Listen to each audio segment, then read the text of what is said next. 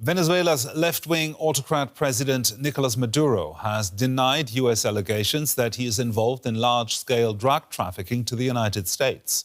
In a letter to Donald Trump, Maduro dismissed the claims as fake news.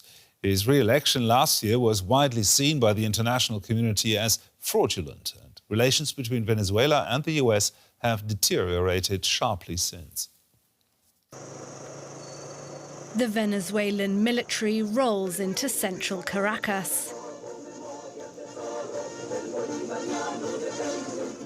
Locals are excited for a chance to meet the Interior Minister and try out some defense machinery.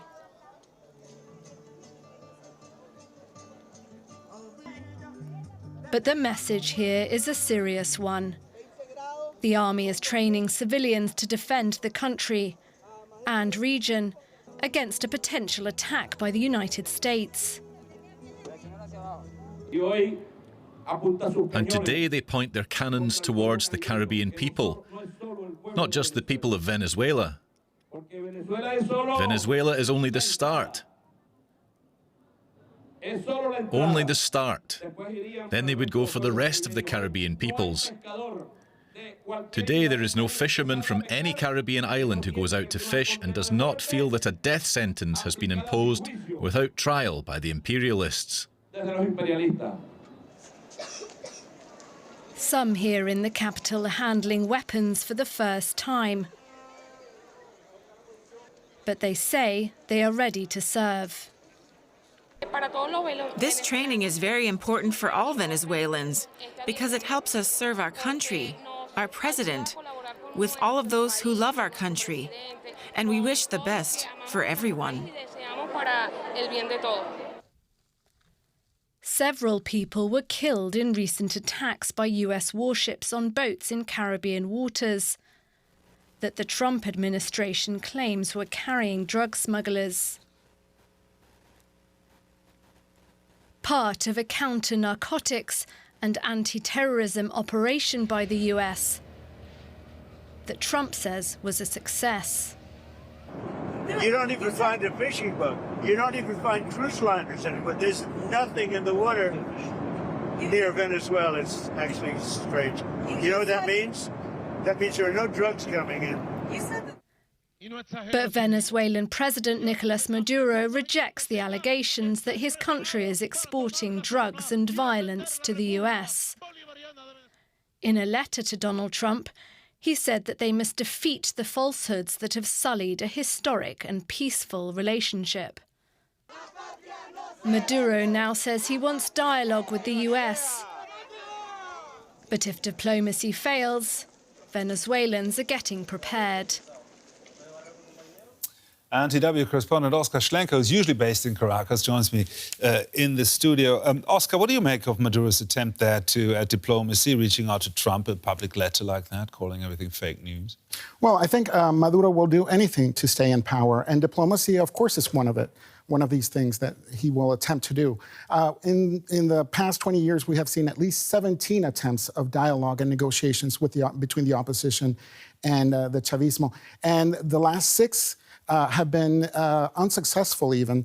The last one, the Barbados Treaty that was mediated by Norway, was a total failure. And Norway even a few months ago published a report saying that one of the reasons why it failed is that they cannot use their mechanisms of mediation with an authoritarian government like Venezuela's that doesn't hold their end of the bargain.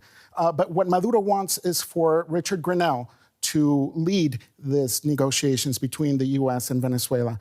And, well, it remains to be seen if Donald Trump will take that into account. Now, authorities in the Dominican Republic say they've picked up hundreds of packets of drugs, cocaine, I believe, from the Caribbean, allegedly from one of those speedboats that were attacked and destroyed by the U.S. Navy. What more can you tell us about that? Well, that's what they are claiming, that they were able to retrieve these hundreds of packets of drugs. Now, the first vessel that was attacked or that was brought down by the U.S. military that killed 11 people, on that same day, the Dominican Republic also seized another vessel with over 400 packets of these drugs. So that does fall into the claims of these routes that are being used for drug trafficking, as well as Trinidad and Tobago. And most of the countries in the Caribbean are cooperating with the U.S. deployment against the drug traffickers. But also Dominican Republic has been essential in this as well. Just last month, they seized over $700 million in personal assets of Maduro inside Dominican Republic. And that was responded by Nicolás Maduro very angrily, of course.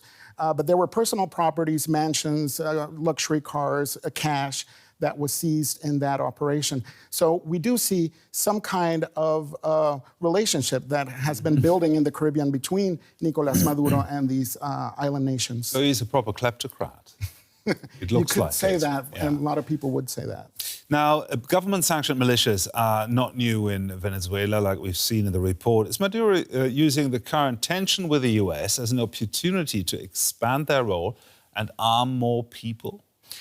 Well, yes and no. I think a lot of the videos that we're seeing are a show of propaganda, also with an audience directed within the nation to show that they have unity within their ranks and their bases. But what we've seen as well in all of these videos is that they're elderly people and people not fit to be in an armed conflict with the U.S. Yes, we've seen that in the report. They were quite elderly. They weren't fit young soldiers. Yeah, and then there are people that are not fit to be in a war, which is quite sad, actually, to see that they're using these people for this propaganda. Thank you very much. Oscar Schlenker there.